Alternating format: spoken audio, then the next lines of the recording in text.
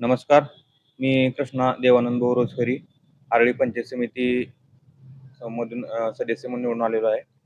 समाजवादी पार्टीचा मी महाराष्ट्राचा युवकचा प्रदेशाध्यक्ष आहे.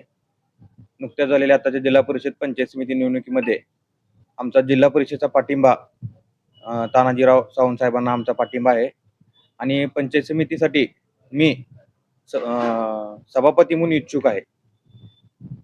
आता जर बघितलं आपण तर 12 BJPचे आलेले आहेत, 5 महाविकास आघाडी काँग्रेसचे अपक्ष असं आणि मी एक 6वा आहे.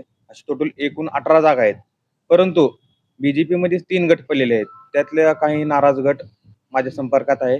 त्यामुळं माझी वर्गणी लागण्याची तिथे दाट शक्यता आहे व सर्व उमेदवार माझ्या संपर्कात आहेत. आता पुढे बघू आपण कसं काय काय होते काय नाही हे पूर्णतः विचार करून सगळं ठरवायचं आहे. जास्त म्हणजे चर्चा सभापतीसाठी तुळजापूरमध्ये हां. भाजप गट नाराज दिसेल तुम्हाला असं वाटतं तुम्हाला? हो आहे की. नाराज गट जे आहे ते पूर्णपणे माझ्या संपर्कात आहेत. चालू आहे सगळं. मी तुम्हाला सांगतो की आता पुढे काय करायचं काय नाही. मी तुम्हाला देतो पूर्ण सांगतो कोणता माहिती. गट नाराज वाटतं तुम्हाला? आता नाव कसं घ्यायचं प्रत्येकाचं नाव घेता येत नाही.